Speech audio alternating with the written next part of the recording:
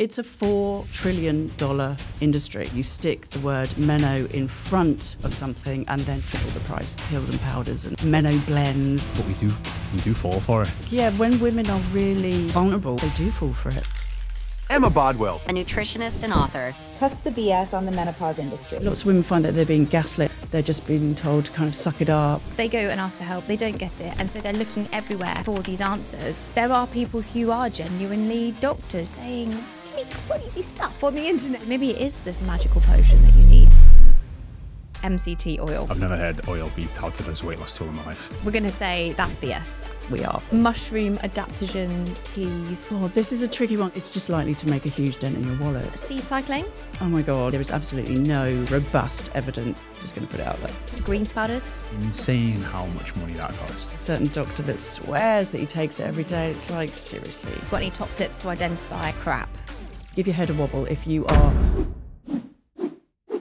Hi, I'm Jaymie. And I'm Stacey. And this is the Body Smart Podcast. And we are women's weight loss experts on a mission to help you take control of your health, your weight, your body, and do that for good. But the problem is life is a permanent state of flux. And just when you think you've got things in like some sort of order, you've got some control, something else changes. And then you feel like you're back to square one. And for many of the women we speak to, that is in perimenopause. And it kind of comes out of nowhere. And before you know it, you don't even know what you're doing with your own body. Our guest today, we've got registered nutritionist Emma Bardwell with us, and she had the same experience herself in her early 40s when perimenopause kind of came out of nowhere for you as well, right?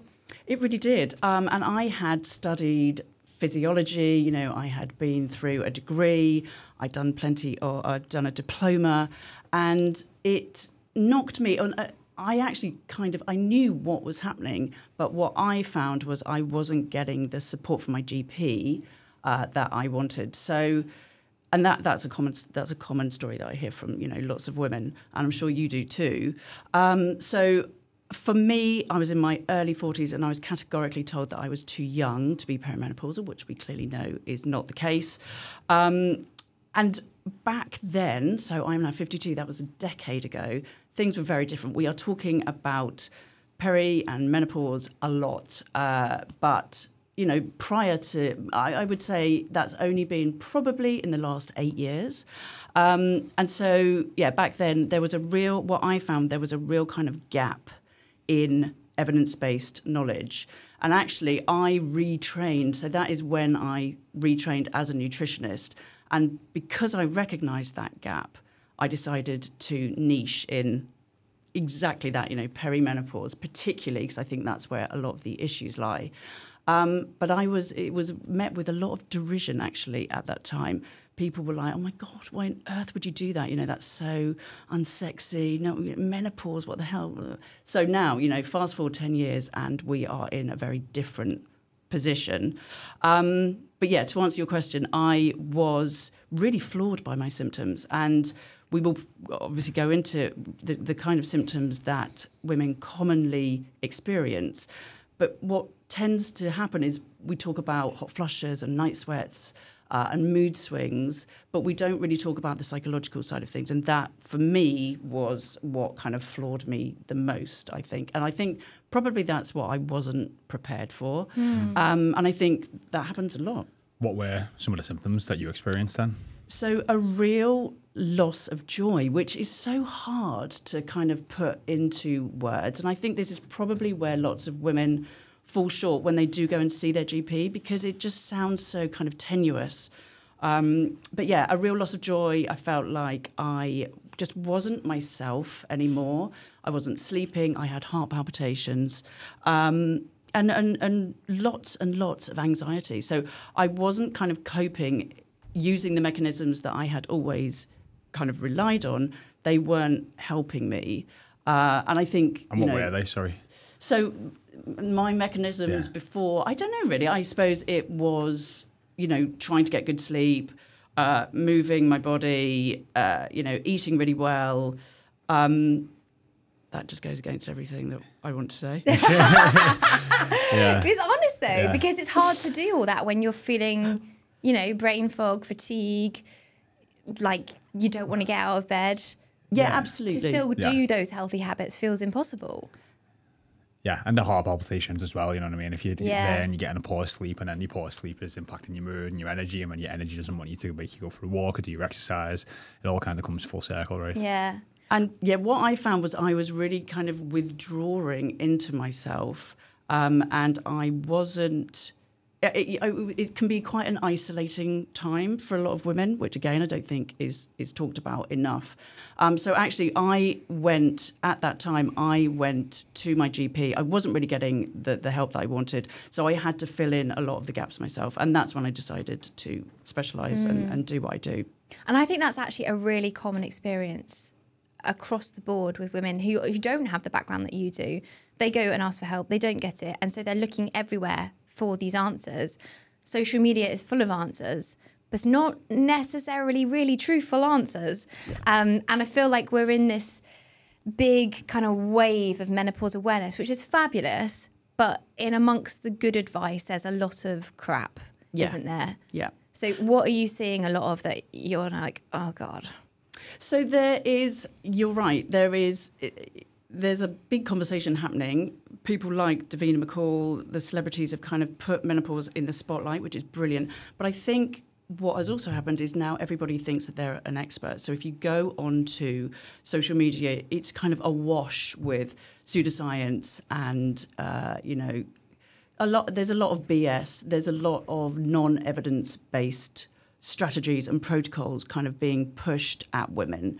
And I think a lot of it kind of centres around, I see a lot of conversations talking about balancing hormones. And we know that hormones are incredibly complex.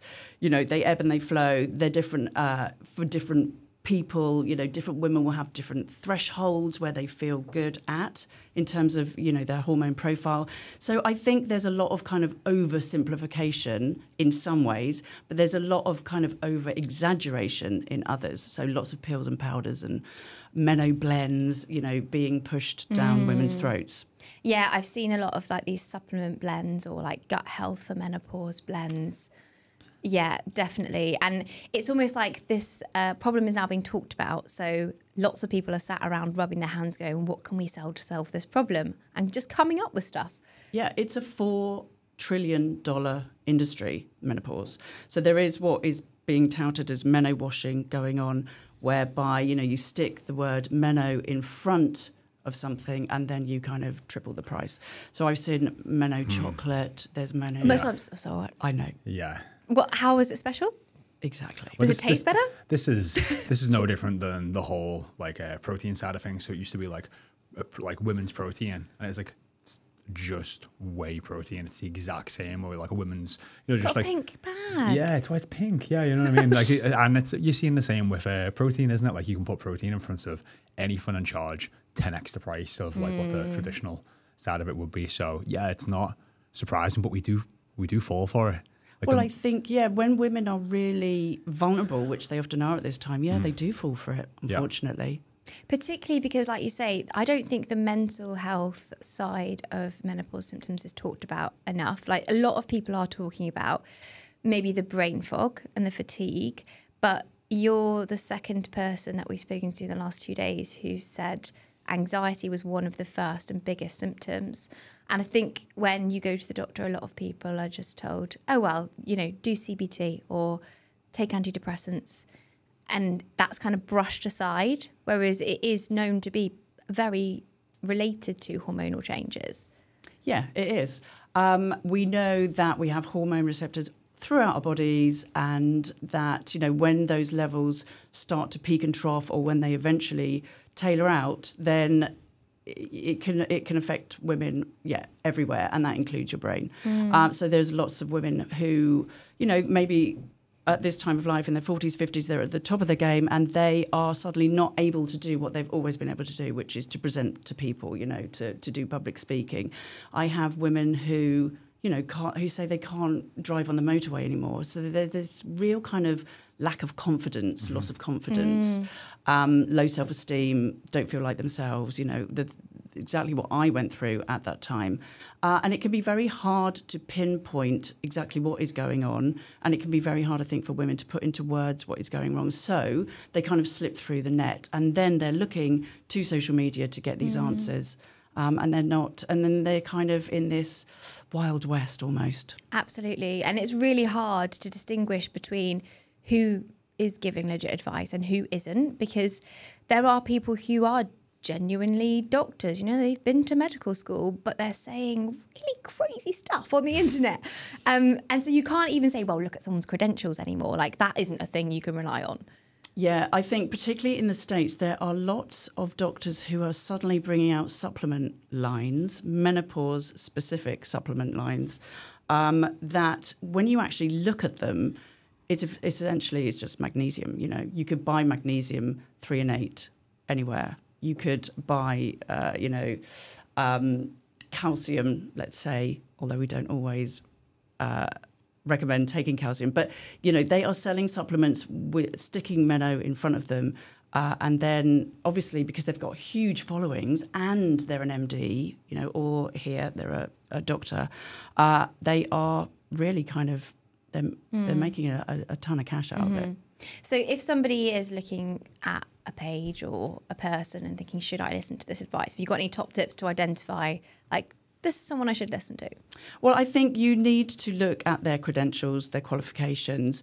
And I think, it's quite easy, actually, to put your BS kind of radar in full swing. And you can work out pretty quickly if somebody is shilling something, if they are trying to sell you something, then I would immediately say that that's a bit of a red flag. I think the other thing for me is if it's an extreme, because actually the things that are backed by science pretty boring. Yeah. A lot of the things that we're going to talk about today is stuff that your mum told you to do. Like, it's not anything sexy or exciting. And also the supplements are often the cherry on top, right? You know what I mean? Other than maybe, say, something like HRT, which can be like something foundational that then can help these other really healthy habits that we're going to talk about. But most of these supplements are the icing on top if we're not focusing on the bigger rocks. Actually, can we talk about HRT? Because it is a bit of a controversial topic, and only about 20% of women use it to manage their symptoms. There's a lot of resistance in some women. About 65% of women who were surveyed in the UK said they wouldn't even consider it. Whereas, actually, if we think about what's causing the problems in perimenopause or the symptoms is a change in hormones. It's very interesting why there's this big resistance. What do you think is the cause? I think that, so there was you will know probably, there was a big study in 2002 called the Women's Health Initiative, and lots of stuff that came out of that, I think, put the fear into people. And so there is still this residual association with HRT and breast cancer, unfortunately. And even though much of that study, that research has been debunked, I don't think it's kind of filtering through. It's the usual story, right? We only kind of hear the big headlines, the big juicy headlines. And unfortunately, the media does like to, there's a lot of clickbait going on, isn't there? So the media kind of like to pounce on the kind of negative stuff. We don't always hear about the positives. But yeah, for lots of women, and I include myself in this because I used to take, or I have taken HRT, it can be absolutely game-changing. And it can get them out of a real hole so that they can do all the things that we are always talking about, which is diet, exercise, movement, stress management, community, all of those things that we will go into. So I think there is a real... We need a real education piece around this still, unfortunately, even though it's 20 years after this study came out, or this research came out. So there is still a lot to be done. But I do think as well, there's a kind of almost like a pendulum shift. And particularly in the UK, we've kind of almost spearheaded the hormone therapy talk. So we are kind of front runners, I think, in lots of ways, as in...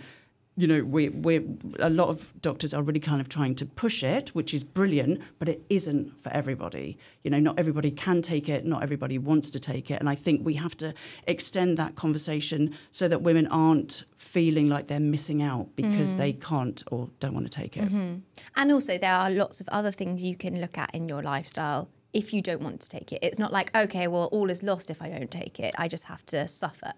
There are lots of other things you can do. Also, it's not a, you know, one or the other. You can do both. You know. And there's various types, right? Yeah, absolutely. Something that we chatted about earlier, which I actually hadn't even considered, is there are other drugs that can treat if there's a specific symptom that's causing you the most distress. It doesn't actually necessarily have to be HRT if you are not wanting to go down that route. Maybe there's another medication that could help you with that one thing. Yeah, so it is, obviously I'm not a doctor, so it's outside my scope, but I can talk generically about the fact that there are non-hormone related medications that are open to women. And I think that's really important, particularly for women who've been perhaps, you know, who've had a breast cancer diagnosis or any other kind of, cancer diagnosis. There are options. So what isn't talked about is the fact that SSRIs, you know, low-dose antidepressants can be helpful for some women to manage things like hot flushes. Or you can, you know, for some people, use it alongside HRT. Anxiety, low mood, depression is something that really affects a lot of women. And it isn't always hormone related. Sometimes it is, you know, depression. So there's a lot of ways of slicing up the cake and lots of tools that you can use in order to manage your symptoms. And we need to remember that every woman is very individual. And so she really requires a very individual assessment and a really kind of unique to her protocol. And also that things change. You know, your symptoms when you are in early perimenopause may well look very different to, you know, when you are at the end of that stage. And likewise, you know, your toolbox can change accordingly. But I guess like a lot of women aren't probably getting that individual care and that like specific protocol, because that is it. Like through perimenopause, the fluctuation of hormones that you're going to have as you go through perimenopause and then eventually go through menopause and postmenopause is going to look different. But from my experience of speaking with a lot of women who are going through perimenopause, they're often being given like one pill, and it's like only if you come back, basically you'll get something different. Or they're getting a very like generic, like one size fits all approach. There is a lot. We need to be, unfortunately, self-advocating at this time, quite a lot of the time. Because, yeah, you're absolutely right. I think that, you know, particularly in the UK, I don't know about how it is in the States, but it's probably very similar. GPs don't have the time to constantly be doing those follow-ups. But, you know, really, if you are given hormone therapy, you do need to have regular follow-ups. So there is, I think, a lot to be said for women advocating for their own health, which is difficult when you are flawed by symptoms and feeling quite vulnerable. So, you know, I often tell women to take somebody with them, perhaps if they go into an appointment and forget what they're talking about, or if they feel like they're not being heard or not supported, or they're just not getting the kind of treatment that they think, you know, is what they want. So there is a lot to be said for this kind of shared way of managing menopause. And women do have a right to ask for certain types of treatment that they think will help them. I think knowing what questions to ask and what options are available is key. So, like I said, I wasn't even putting two and two together that there would be things to specifically deal with certain symptoms. And probably if you're listening and you didn't want to go down HRT, that's maybe something you hadn't thought of before either. And you can go to your doctor and say, actually, is there something that I could take for this one thing that isn't hormones? They might say no, but at least you've got that question in your toolbox now, which I think is great. The other thing that I wanted to address is actually this phase of life, it isn't the best environment for someone to be thriving for a lot of women either. You know, it's very busy. You know, you're probably working a job, probably a full-time job, looking after kids of some age. Even if they're like in their 20s, they're still your responsibility. They're still there in the back of your head at all times. maybe elderly parents, maybe other responsibilities, juggling everything, and you're the bottom of the list. That is a recipe for disaster without even putting hormones into the mix. So what are the things that you as a nutritionist will ask people to address as like the foundations as well? Yeah, that's such a good point, because I think we're often talked about this time of life with the sandwich generation, you know, really squeezed. We've got, like you say, perhaps looking after elderly parents, perhaps looking after children. And people are like, oh, you know, it's that kind of time of life. But it is also, I think there's lots to be said for women just spreading themselves too thin generally. And I think that happens in your 30s and beyond. You know, it's not necessarily just something that happens in your 50s, 40s and 50s. So yeah, there are lots of things that are either not nutrition related, not lifestyle related, and that is trying to put yourself at the top of the list, saying no to more things, putting some boundaries in, trying to get some kind of stress coping mechanisms that don't rely on food or booze, which I think we will all agree we see a lot, right? Yeah. And those two things actually are making the other things worse. So we see it all the time where at the end of a long day, you want to unwind. So you have a glass of wine and some chocolate, and then you have a terrible night's sleep. And so you wake up drained. And so by the end of the next day, you want to unwind and you have a glass of wine and some chocolate. And it's this perpetual cycle where it feels like someone might be taking away your little piece of joy. But actually, if you were to give yourself a break from that, you'd probably feel better. But when you're in the midst of all this, it's your one little bit of joy. Yeah. So how do you help women implement that? I know, it's so hard, isn't it? I think for some women, they have to reach real rock bottom before they're willing to let go of their alcohol. It's the thing that I probably get the most pushback about. But I think if you do a little bit of research and kind of recognise the, the potential detrimental effects that alcohol has on you, then I think it becomes a little bit less of a bit more of a no-brainer, actually. So we know that it's a neurotoxin. You know, it doesn't help with anxiety, palpitations. It shrinks your brain. The list terrible is for your sleep, isn't it? Your heart rate increases.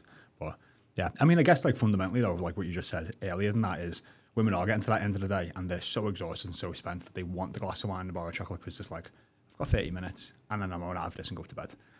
Versus, I guess the step back before that is the boundaries, you know what I mean? And being able to, like, often it's not a case of adding more stuff, it's saying no to more things so you have the time and the mental capacity to be like, oh, I can go for a walk or I can get that exercise session in.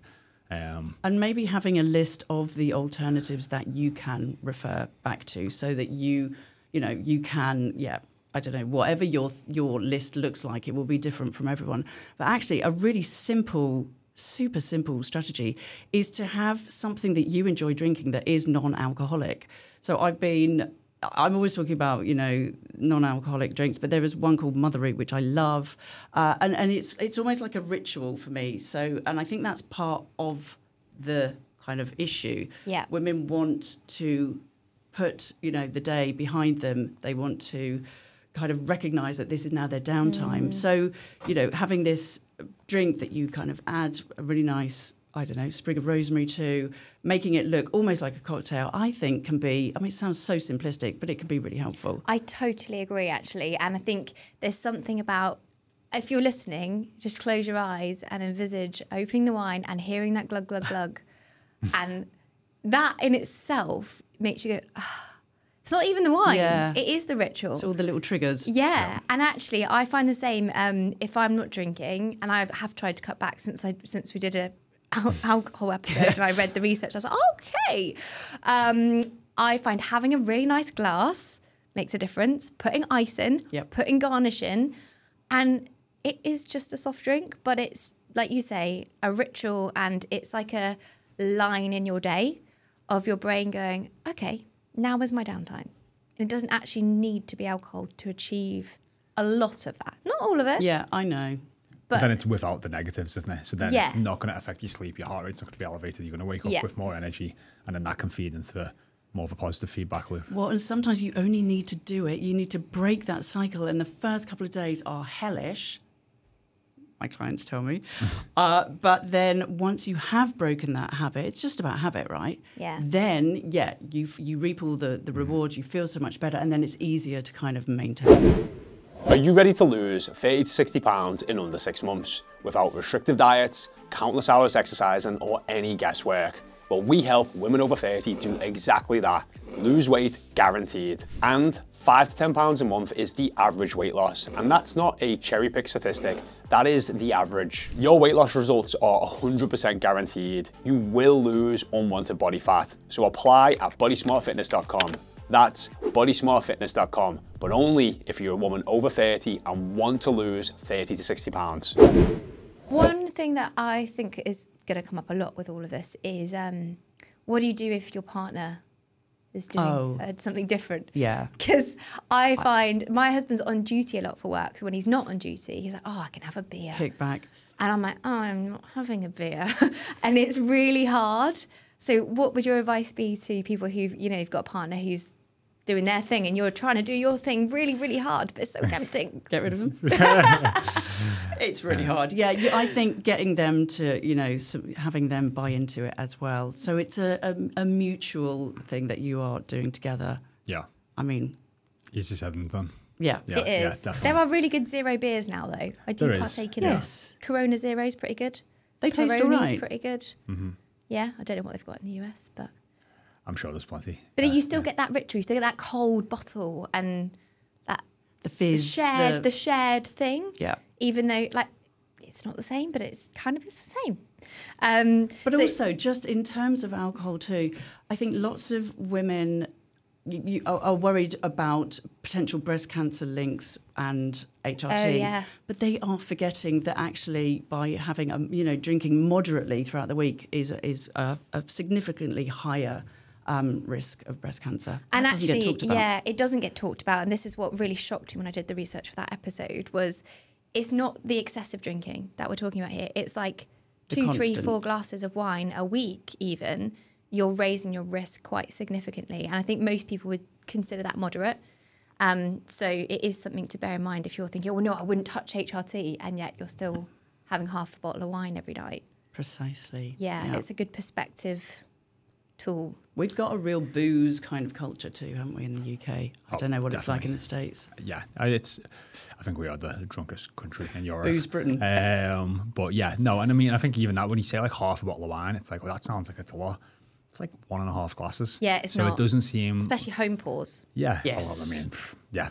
So it's definitely something to be mindful of. Yeah. It's tough, and I guess like when I'm also saying like, obviously alcohol is one of those things sometimes through seasons, whether that's either trying to like lose weight or maybe going through perimenopause, cutting back for a while can benefit you so you can kind of get a grip on things, but it doesn't mean you have to cut it out completely. Yeah, that's true. And it's not like forever, no more alcohol ever. Like if you go to a party, have a glass of bubbles, fine. But like maybe don't have it on a Tuesday and a Wednesday and a Thursday as well. Well, and I think also if it is your stress coping mechanism, you need to find some more mechanisms. Yeah, your more strategies. Yeah, because actually it isn't physically helping your stress levels. True. So we've got to the end of the day, we're knackered, we're not having our glass of wine. What else can we do to help? Things nutrition-wise that would help with energy. Okay, so when I start working one-to-one with a client, this is what I would normally do.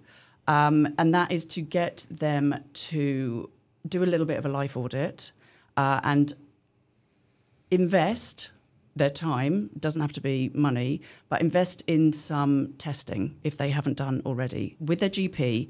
We're not talking about hormone testing because we know that beyond the age of 45, we don't need to test hormones to diagnose menopause. It's a clinical diagnosis, so we go through symptoms.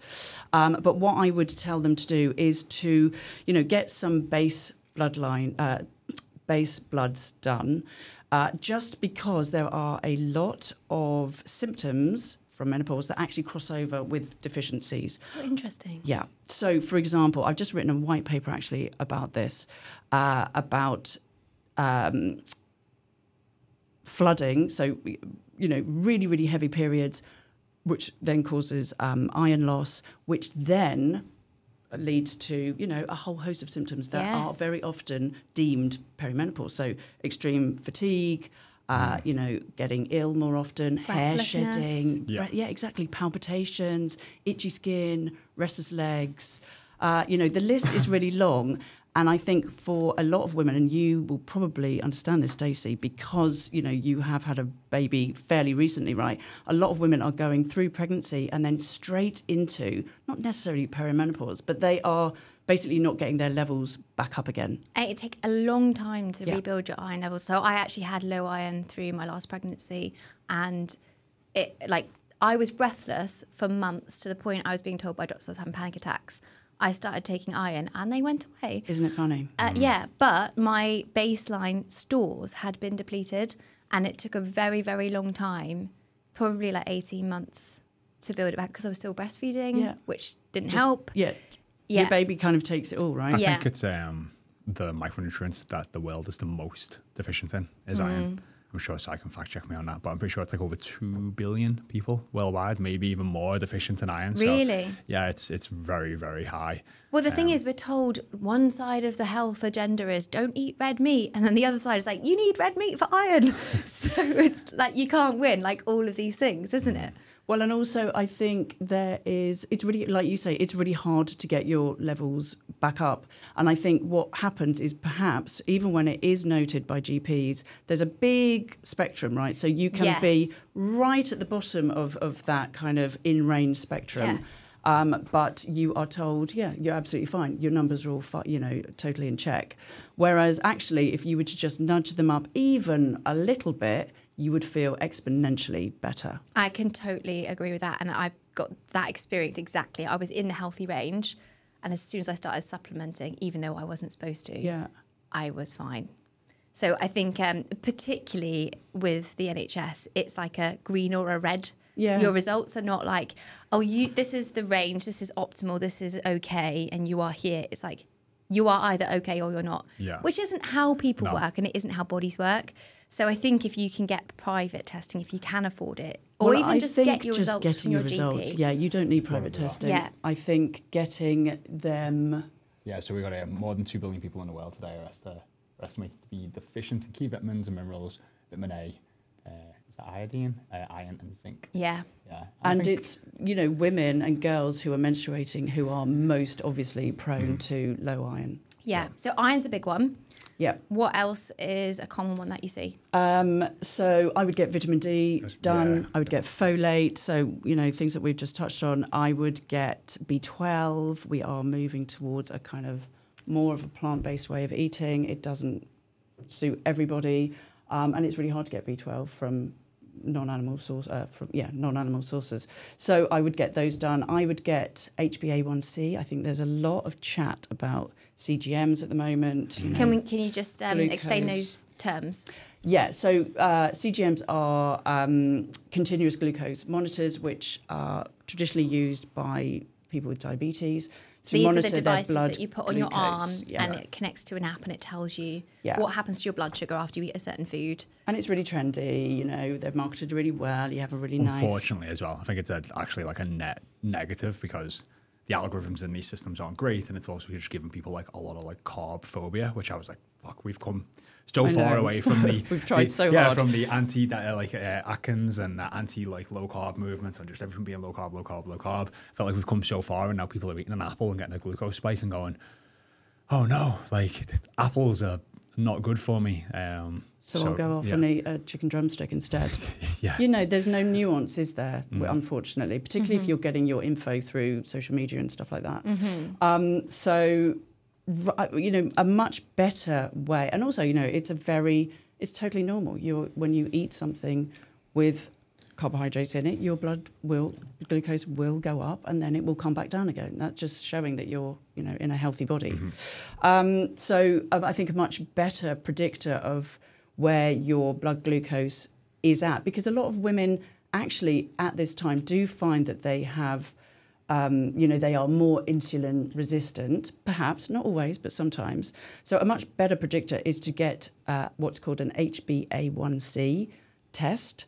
Essentially what it's doing is measuring your blood glucose over the previous 90 days. Yeah. So it's free, in the UK, and a much better indicator than wearing this, hyperfixating, panicking, changing your diet unnecessarily, removing carbs, removing fibre, that then affecting your gut microbiome. Yeah, it has like a really knock-on impact. Yes. I mean, I can get the study on this, but I think it's over 50% of the US population, and it might be the UK as well, are pre-diabetic. So actually getting that tested and seeing, right, is my HbA1c am I possibly pre-diabetic? Because if you just look at that, like you have low iron, low vitamin D, you're pre-diabetic, you could be going through perimenopause, and again, not to dismiss those symptoms, but these are some things that you could possibly fix pretty quickly with some supplementation and changes in diet, and feel significantly better.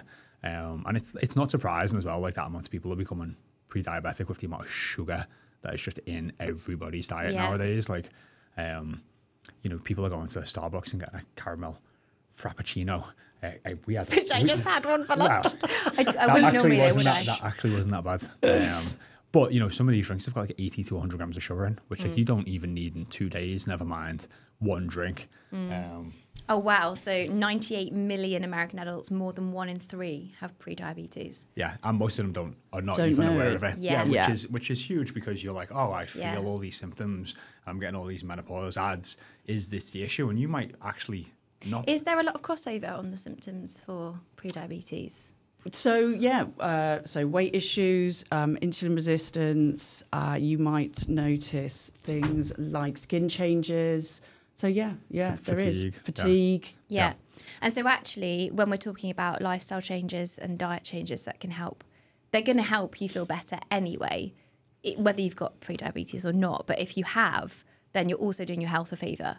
Well, and also knowing these things, having that awareness sometimes is the kind of kickstart that people need to actually do something about it, rather than letting it get to the point where you have to be put on metformin, and then it's like, oh my God, now I'm kind of reliant on medication. Yeah, because I think you said that before, and we typically see this for our clients as the catalyst to change is rock bottom. And we've had psychologists on here, and we've had so many people. I'm like, God, there's got to be a way that we can get people to change before rock bottom. But I think we said there, if you go and get a blood test and you see, I am deficient in here, I am pre-diabetic. Sometimes I think that the raw data and numbers in front of your face is shit, this isn't good. If I continue my lifestyle, I'm going to become diabetic. And you're far more likely to get a doctor's buy-in too if you can look at that data together and say, what are my options? Yeah, definitely. Okay, so we've talked about deficiencies, we've talked about potential pre-diabetes. What about things like eating patterns? Yeah, so, there isn't a menopause diet per se, but if I was, if somebody's like... Because I've seen so many adverts for that bullshit, you know what I mean? There's lots of hormone balancing diets. But if somebody is like, God, just where do I begin? We've said this, I'm sure you've said this, and your guests have said this a million times, but a Mediterranean pattern, a Mediterranean style way of eating, possibly with a bit of a kind of mind or DASH diet sway to it as well. Can you explain those to the audience? Yeah, so they are just the very, very similar ways of eating. They just put a kind of emphasis on certain things. So particularly things like olive oil, fatty fish, berries, green leafy veg, those nuts and seeds, legumes, those types of things, depending on which diet you're talking about, get kind of pulled out and shone a spotlight on. But those kinds of ways of eating have been shown across the board to be helpful for so many things, but also, it's not even just about the here and now, it's about future-proofing. So, lots of menopause, women, full stop, need to think about their bones, brains and hearts. And that way of eating has been shown across the board to be helpful for all of those things. And I think the key with all of them is it's very whole food based. Yeah. And for a lot of people, particularly, as a busy working person trying to manage a household, making everything from scratch probably isn't happening a lot of the time. And so making that shift even to whole foods, again, can help your gut health, your brain health. There's so much evidence now to link processed foods and mental health. So what would your advice be to somebody who currently is maybe like 80-20, processed foods 80%? How could they shift it? So I think there is a real, at the moment, processed foods are the hot topic, aren't they? And I think it's scaring people into thinking that they can never eat something from a can again. So, you know, again, there's always this spectrum, isn't there? There's real kind of polar arguments. It's fine to eat things from a can. So, you know, I rely on my lentils from a can. I am not going to be soaking my chickpeas. My clients are super busy. They are time poor. So, you know, I will often recommend, and this sometimes gets a bit of a pushback, you know, those like rice in a pouch. Oh, yeah. Brilliant. I have them Same. massive. 2 minutes. I've got them all lined up in my cupboards. And yeah, you know, bish, bosh, bash, you're done. Because rice, brown rice particularly, takes up 20, 25 minutes to cook. And actually, if you look at the ingredients, so I'm a big believer of like everything in relation to your life is like, can you make it a little bit better? Yeah. And if you look at the ingredients in those packets, it's rice and oil, usually. Yeah. I'm a bit like, well, I'm okay with that. Yeah. It's not 19 different random chemicals. So there are hardcore people out there that will say, no, you should cook it from scratch and you should buy organic rice and all this stuff. But in the reality of your life, I think you have to make those judgments of, like, where's the balance point that I could actually do? The barrier to entry so much more difficult, isn't it? Like if you're eating just like completely processed food, microwave meals, frozen food, and then you're going to move to something like microwave rice that's got 2 ingredients in it, like that's a step up versus a lot of people will believe, well, if you can't, again, playing into the perfectionist, if you can't do 100% and eat 100% clean, where a lot of these women or people are looking at it going, well, I can't possibly make the time for that, then there's no point at all. So you just leave people where they're at instead of trying to meet them where they're at, which is often a very positive step forward. And I love like having these conversations with clients where they think cooking from scratch means like standing in front of the oven for like an hour.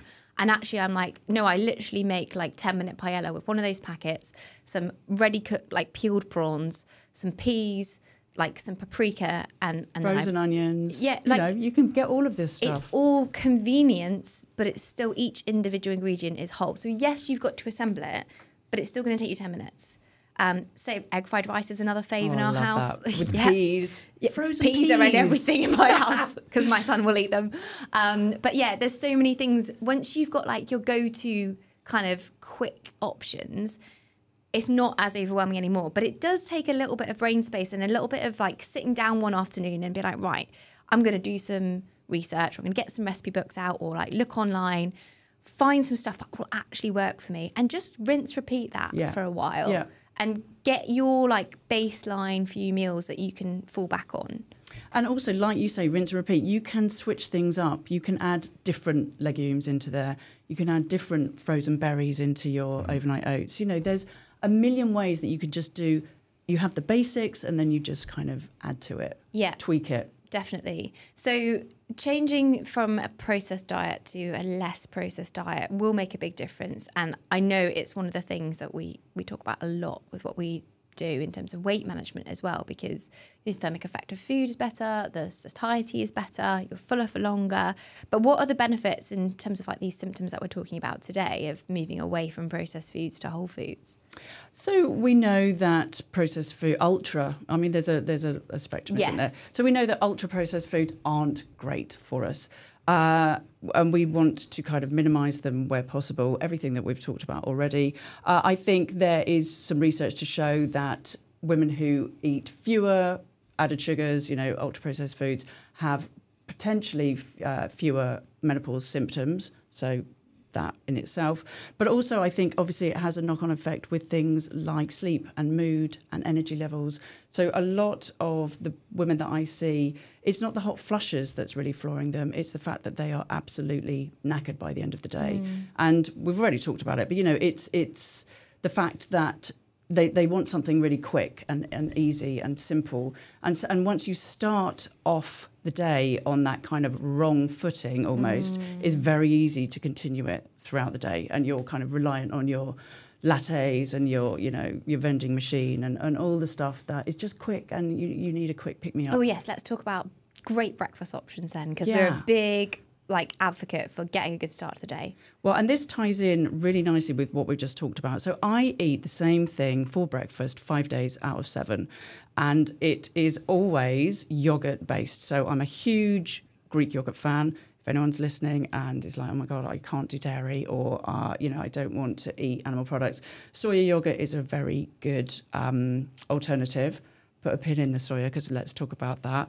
And so I will eat that 5 days out of 7, and I basically just add to it. So I might add chia seeds in one day, a little splash of milk, make it into a nice base, and then I layer it up with toppings and nut butter and things like cinnamon or some spices to kind of pep it up a bit. I add maple syrup in. I know lots of people are like, oh my God, you can't eat that. Like, all sugar is sugar. But, it's got to be enjoyable. And that's also how sugar I like isn't the to devil, eat it. is it? Exactly. It's like you need to think about what you're eating the majority of the time, not these kind of hyperfixating on individual ingredients. And then another day I might add in some oats, and different berries. But yeah, that is just the way that I really like to eat. For a lot of women, it might be smoothies. I think smoothies kind of get demonized as well, unfortunately. But they are so versatile. You can mix them up and make them look different every single day. You can have them all ready to go in your fridge. You just need to blend them in the morning, and then they're very portable, so they're great if women are working. So yeah, those are my kind of, that's my top tip, is to make it work for your lifestyle. So again, making sure that something is portable and something that you enjoy, I think is super important. And both of those options are going to have lots of fibre, and Greek yogurt is going to have protein. And ideally in your smoothie, you're going to use some Greek yogurt or maybe some protein powder to boost that. So you are giving yourself a good start today in terms of blood sugar levels and energy, and that's sustainable. Yeah, I think we're kind of moving away slightly perhaps from this.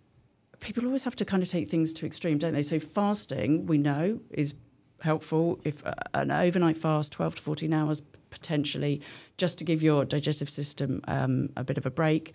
But, people have always got to kind of push it. We've got the worried well, the kind of health anxious people who then take it to the extreme and, are fasting for 36 hours or whatever. We don't need to do that. And I think there is now this kind of emerging evidence to show that front-loading your day with energy is incredibly helpful, and it puts you on the right track for the rest of the day. So nobody is going to be necessarily, not everybody, because some people I'm sure will be listening and thinking, well, fasting works really brilliantly for me. But for women who are really on the floor with these kind of fluctuating hormones and feeling really exhausted, actually extended fasts, I don't think, are particularly helpful. And it doesn't help either when you are wanting to work out. It's not really fueling your performance necessarily, although I'd like to hear your input. Yeah. I think, again, it varies. Like I had loads of clients in the past. And my girlfriend, Steph, she loves training fasted, and that's fine. Like, it doesn't affect her at all. And I've got loads of clients who find it fine. I have other clients who want to chew their own arm off and hate it, and just them having a piece of fruit or something before they go and work out first thing, or just like a bit of yogurt and fruit, they feel so much better. So I think I always say give it 2 weeks. So I just give something 2 weeks at least. Like if you're going to try fasting, like do it for 2 weeks, test 14 hours. If you want to try 16 hours, try 16 hours. See how it goes. Make your own assessment on it. Try to drive out the biases of social media and everything else. How do you feel? Did this make your life better or worse? Was it easier or harder? And then you can kind of make that own self-assessment of okay, yeah, maybe fasting's something I'm going to try, or maybe something I'm going to use fasting Monday through Friday. And on the weekend, I want to have breakfast with my kids and want to go out for breakfast with my husband. And fine, okay, try not to, because that can happen where you start to get people who fasted and they get breakfast guilt because they had breakfast one day and it's like, I've undone all my good work. Yeah. So again, I think there's always the optimal, but I think people think of when they look at the optimal, the most optimal time probably to do strength training is 5 p.m. probably. I mean, most hydrated, most fed, but is that the most optimal for a 45-year-old woman who's got 3 kids and works 40 hours a week? Probably not. You know what I mean? Because they're in work or coming home, and I think it's switching that idea of what's optimal and then looking at like what's optimal for you, and it's often what you can be most consistent at. Well, and I think, like you said, trial and error is fine. We don't always nail things, you know, from the get-go. And I think with nutrition, there is a bit of trial and error, and everyone's very individual, aren't they? So we all have a kind of different threshold at which we perform optimally. Yeah. And I think, you know, you have to kind of dance around a bit and shimmy about and kind of things find what evolve. works. Yeah. I like what you said about front loading your day though, because I think there's especially if somebody's trying to lose weight, there's a tendency to try and cut back. So, I'll only eat 200 calories for breakfast so that so in the back of my mind, I can have a nice big meal with my partner or with my kids. So I'm saving my like 600-700 calories for that meal. And so they're starving themselves all day. And then they get to cooking dinner and they're really actually starving. And then they're snacking through cooking dinner. And then they're eating the 700-calorie meal. And then they've rushed it down because they were so hungry. And they're still hungry, so they eat something else. And so it's completely backfired. And so one of the things that I think is really helpful for weight management as well is, you know, looking at how you're feeding yourself through the day. But if you're suffering with low energy, fatigue, starving yourself all day isn't going to help either. No, it's not a good strategy. And we know that at this time of life that weight and especially belly fat is a concern that women are coming to us and to you with.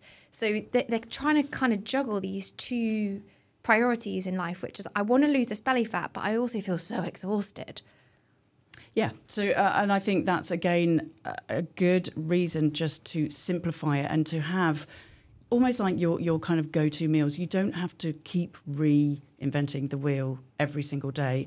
I think there's a lot to be said for planning ahead. And, you know, it's not like you've got to have a kind of rigid meal plan in place, but having an idea of the types of things that you are going to have Monday to Friday, let's say, and then maybe you kind of are slightly less, you know, that you've got a little bit more leeway at the weekend, perhaps, not too much.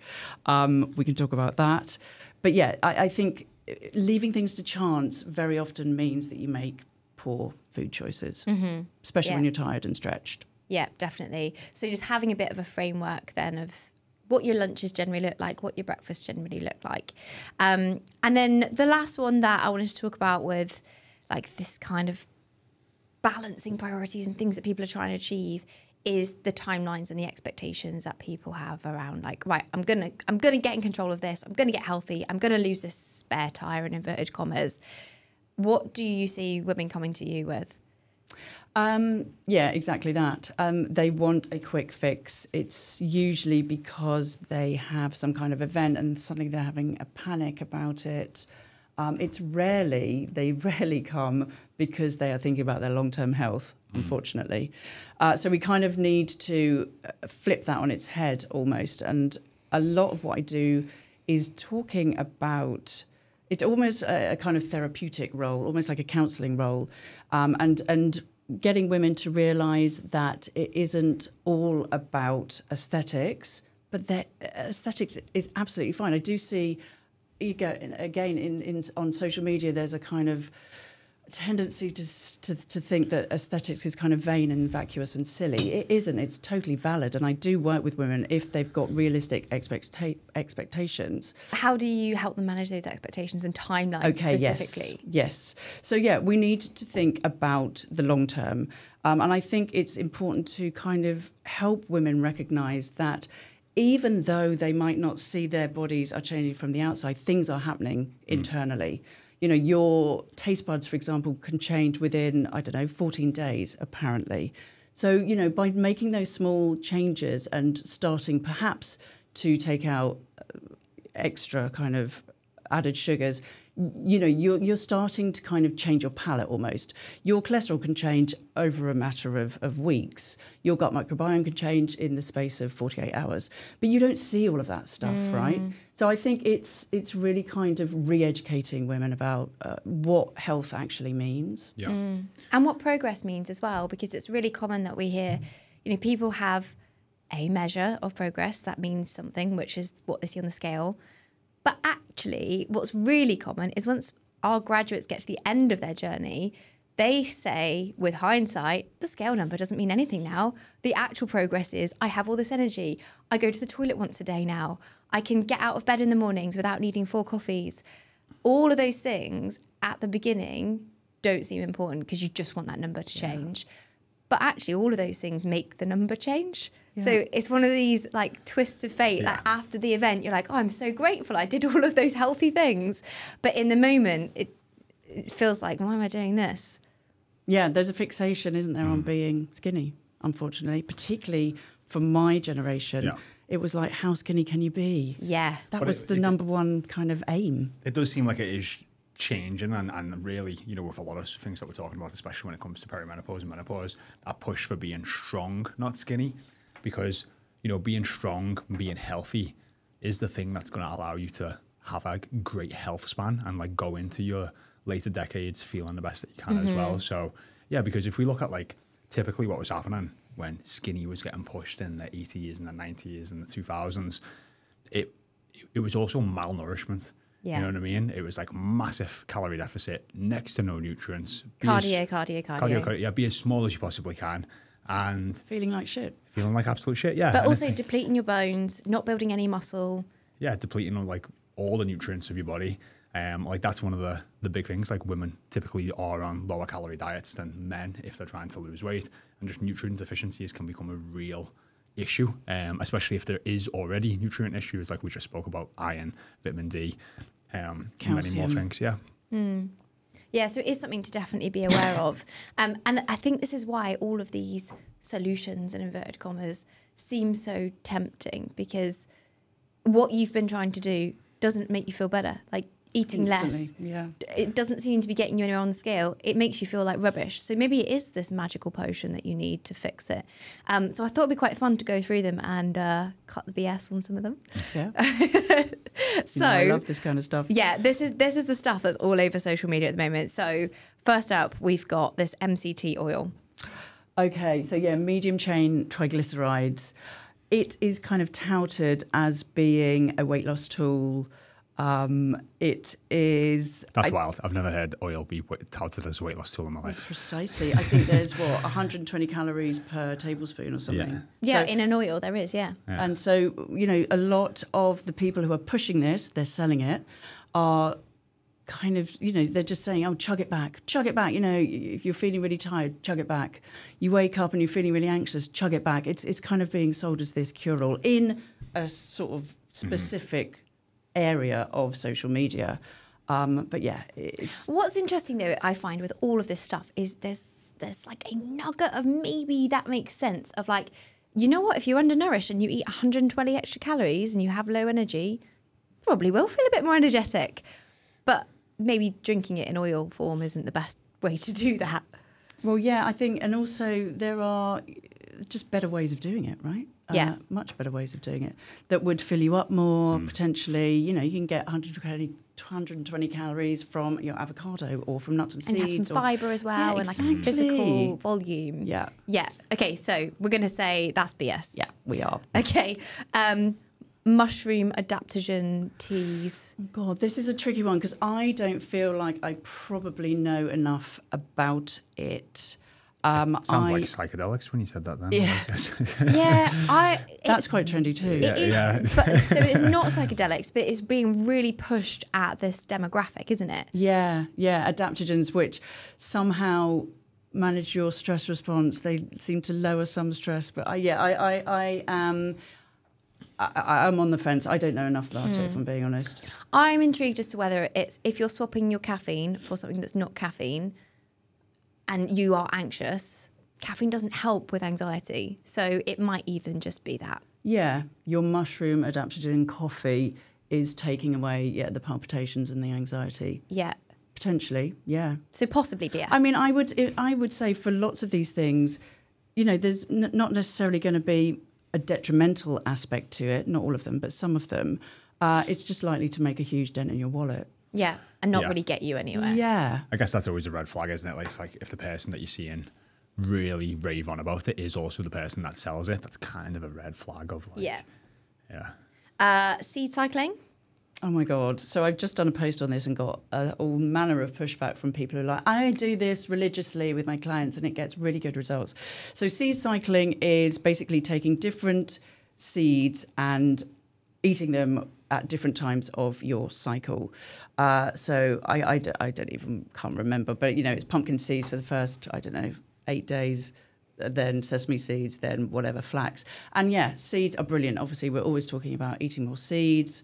They have an enormous amount of fiber and goodness and vitamin E and all of this kind of, all the good stuff. But there is absolutely, I'm going to say there is absolutely no robust evidence behind seed cycling. It sounds like a lot of headspace as well. It's a lot.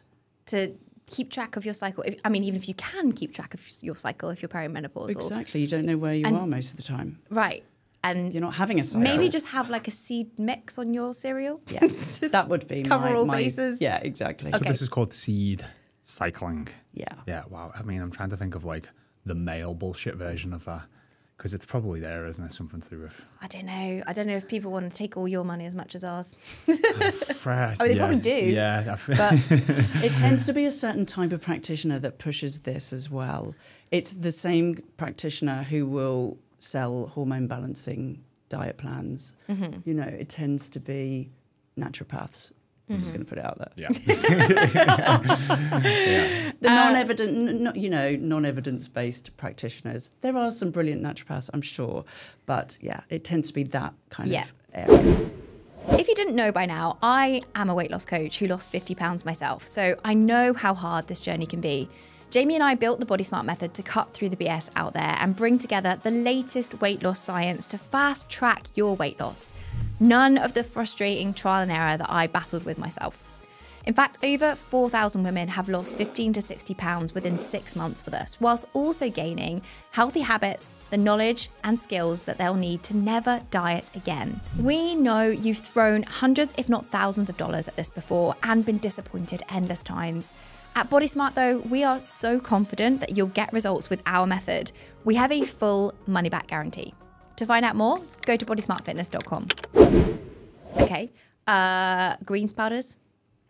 Yeah, so this is something, people are like, do I need to take this really, really expensive greens powder that is always kind of a subscription-based marketing? We can just say AG1. Yeah, can we? Greens. Yeah, it's insane how much money that costs.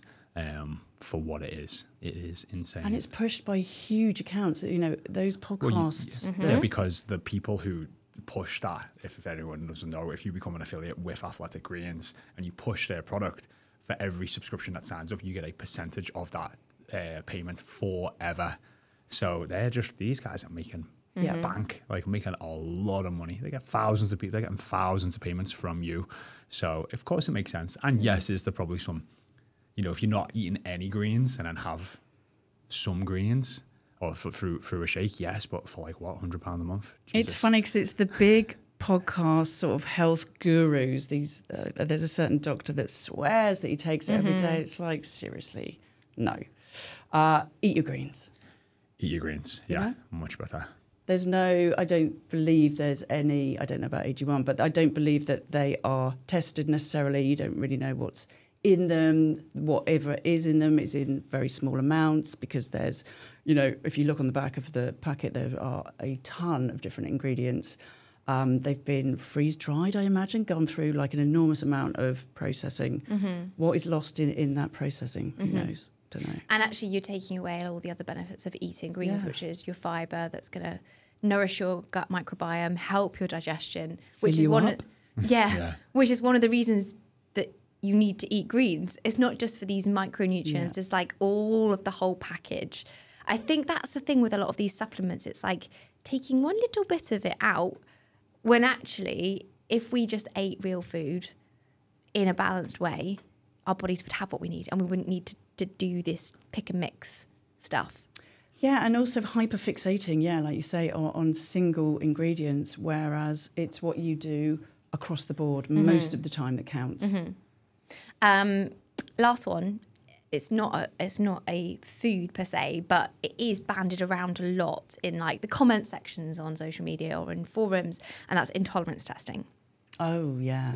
Like IgG tests. Yeah. There was a very famous company that I think was taken to court because they basically were marketing it for, for reasons that they just couldn't back up. So I think there is now a kind of little asterisk which says, by the way, this doesn't actually help with...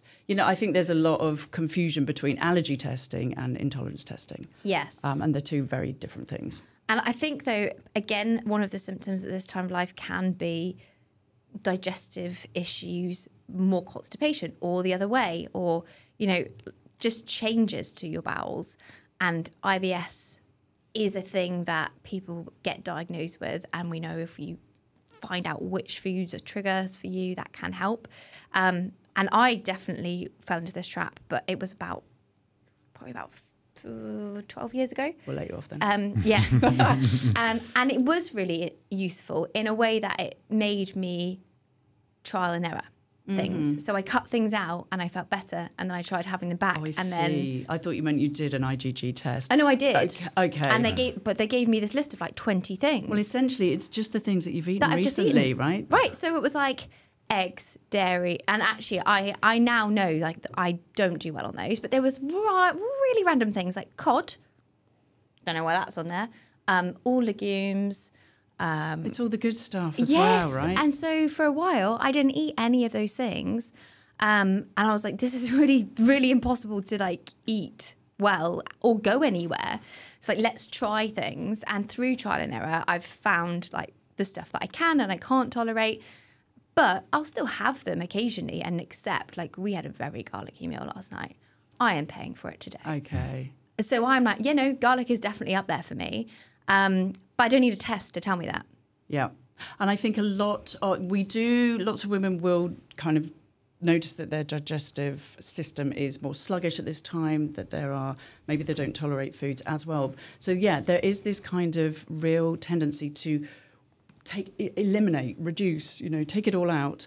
And then that just exacerbates your gut health issues potentially. So what I would tell people to do is to, particularly in the case of fibre, lots of people don't actually tolerate beans that well because they're not used to them. And it's just your gut microbiome, your gut bugs kind of, adjusting. And it is a slow process. You can't do it overnight. So we all say go low and go slow, right? So you just add it in really, really painfully, slowly, gradually, and your gut will adjust eventually.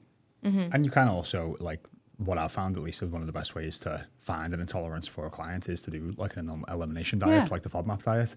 You do the FODMAP diet, you will quickly, if you do it properly, which is actually pretty hard. It's yeah. pretty It's really difficult hard. to do.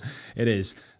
We've had a couple of clients that even that you've worked with, haven't you, Stacey? And it's like they've tried to do it on their own and just not being able to, but they've done it with a coach and then being able to go, oh, like this, and then now you've got this list of like, hey, like you just said, Stacey, like 5 foods that I can have them, but I know what I'm walking into instead of just the unknown.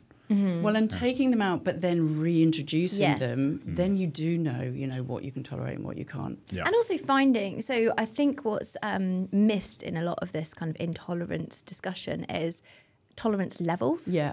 So I can have a little bit of garlic, but I had a whole bowl of garlic last night. And so it's finding your own personal threshold, because cutting anything out of your diet completely isn't great for your gut microbiome or the variety of vitamins and minerals and nutrients that you're getting. I think this is why gluten gets really kind of demonized, because a lot of people are having toast, cereal in the morning, they're having a sandwich for lunch, and then, maybe having a pizza or lasagna for dinner. Pasta. And it's like, it's just an overload. It's not the gluten, it's the fact that you're not really including anything else. Yeah, definitely. Actually, we had another guest on who was talking about this, like 30 plants over the course of the week. And it's a big number and it can feel overwhelming. But I think just that concept of variety is a big thing that can be helpful as well. Which is why it's worth buying mixed beans or a bag of mixed seeds, for example, mixed berries. It kind of you can quickly get to that It's like 30. a cheat code. Oh, I like it. Quite easily. Yeah, definitely. Okay, so those are the things that are a bit BS. Some of the things that are more in the grey area, which I wanted to discuss, was the supplements that are like suggested for peri and menopausal women that have got some research behind them, but people might be thinking, are these the bad guys or the good guys? So I'm talking the things like evening primrose oil or black cohosh, or like the things that are very kind of cult classics. Yeah, it's a good question. So evening primrose oil actually is recommended by the NHS for things like breast pain, which lots of women will complain about at this time. So it might be something to think about. But, obviously we have to caveat it with check with your GP before starting any of these. And I'm sure you've said that a million times before, but it is worth pointing out. Because particularly for things like black cohosh, which is a herbal supplement, they can, contraindicate. Herbs are potent potentially, and they can contraindicate with medication. So it is really important to talk to even a pharmacist. It is a really good source of knowledge actually for this kind of thing. But yeah, black cohosh, I don't think there's a huge amount of robust evidence, but anecdotally some women will find that it helps. There is a big placebo component in the menopause, across all ages. But in the menopause, I think it's something between 30 and 40%, which is not a bad thing necessarily. But I think a lot of people will, report back that they've taken this supplement. It's changed their lives. They're then kind of talking about it nonstop. Whereas actually, it's just sometimes about the fact that they're doing something for themselves. Taking back control of it. Yeah, exactly. Yeah. And you can see why, because they're not getting the support necessarily from the medical profession that they need. Lots of women find that they're being gaslit at this time.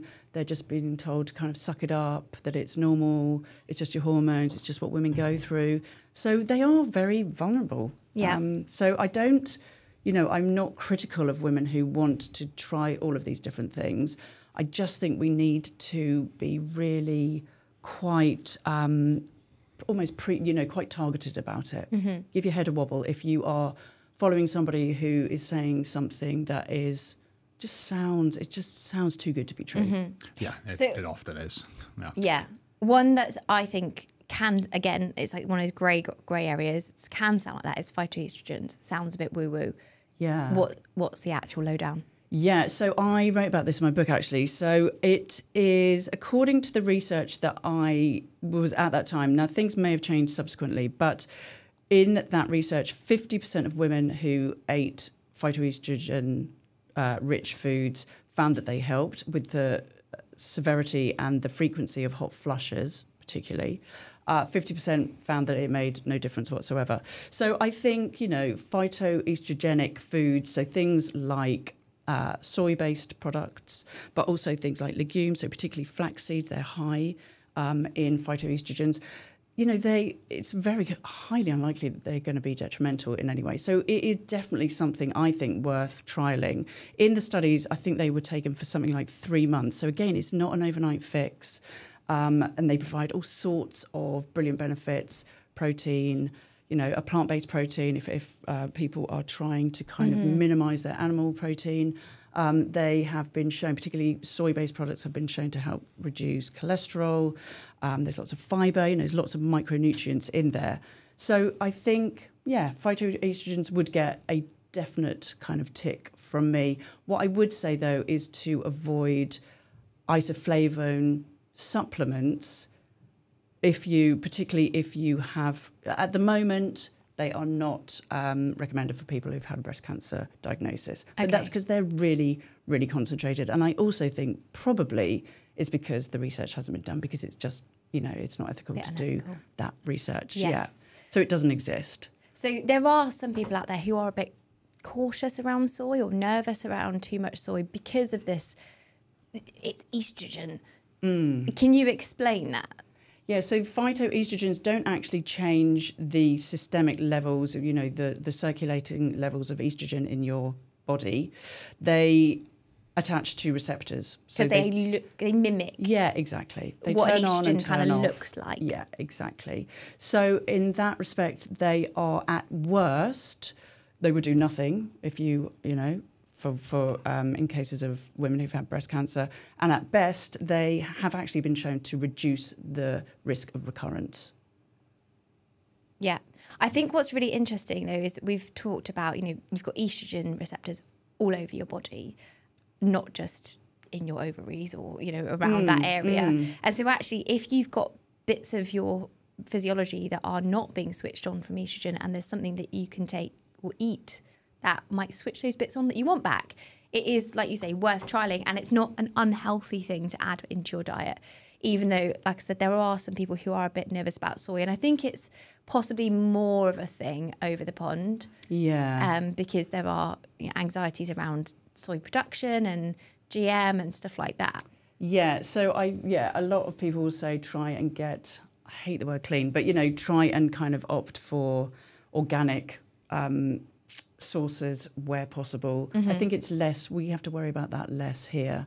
And interestingly, I think, you know, this 50% of women it seems to help, 50% don't. It is, they think, you know, the research is showing that it's due to something called equol. Some women are equol producers, which is essentially this kind of metabolite that comes from when you actually metabolize soybeans. Some women find that they can use those metabolites effectively. Some women don't. And interestingly, in Asia, they are much better equol producers than we are, probably because they've been, you know, they've eaten soy from a very young age. Yeah. So and it's really interesting. Hundreds and hundreds of years. Yeah, exactly. Yeah. I think that kind of sums up nutrition as a whole, though, right? Because it's, I mean, there is just no one size fits all approach. Like there's certain things that we can maybe say across the board, like predominantly eat whole foods. You know what I mean? Yeah. But like, you're not like all whole foods won't agree with you. Like I know people who can't eat apples; they get horrendous stomach cramps. Like I struggle with broccoli. Doesn't mean broccoli's bad; it's still a whole food. But it's you know, if we all ate the same food and the same amount of calories, well, we'd all have completely different bodies and look different and feel different. So it's like, even though you can have on paper a healthy, even quote unquote clean diet, you still have to play around with that and find, what works for you. Oh, maybe I'm a little bit intolerant to this. Okay, Yeah. doesn't mean that food's bad, but maybe you need to limit it, or you specifically need to cut it out. And there's nothing wrong with you either. You know, Yeah. genetics play a big role. Yeah. And I think this is an interesting time of life to start looking at that, because maybe you've always thought, oh, I should really improve my nutrition, but there's never been that push. And like we were saying about getting to rock bottom, maybe this is actually the thing that makes you go, do you know what? I'm going to sit down and learn about this and try a few things and see what makes me feel better. And yeah, menopause can be pretty miserable. But if it's the thing that makes you change your diet, make healthier choices, and that sticks for the rest, like a big chunk of your life, maybe half of your life, actually that's a catalyst for good. It's a window of opportunity, is what I always say. You know, this is your time to really, sit down, do a bit of an audit, and start to think about how the second half, or, you know, the final third, you know, how you want it to look. Because there is a lot that you can do, and it isn't all about hormone replacing. It is nutrition and lifestyle are really powerful tools. And it may well change. What you do today may well look different from what you do in 5 years' time. But I think it's really important to recognise that there is a ton of support out there. There's lots of evidence-based practitioners. There's lots of noise. So a lot of what I do actually is kind of cutting through that to kind of get the guidelines and actually put them onto people's plates, literally, and kind of make them digestible, excuse the pun, but, you know, to make them sustainable and realistic and make them work for women's lives. But yeah, this is the time to really, even if you don't have any symptoms at all, to be thinking about your bones, your brain, your heart, because we want to be living not just for a long time, but for, you know, a good time and a healthy time. Absolutely. And so if people want to hunt you down on social media and get some good advice, where can they find you? So I am mostly, I've tried TikTok, it just doesn't work for me. I'm too old. I am mostly on Instagram at emma.bardwell. Fab. And your book? Yeah, it's my book. Oh, I never have it with me. I'm such a terrible salesperson. It's called The Perimenopause Solution, and it talks about all of this. I've written it alongside a menopause doctor. It goes into all of this in, you know, real detail. Fab. And can people find that online? Yeah, all the usual all good places? bookstores, and online. Great. Thank you so much for coming up to see us. Oh, thanks for having me.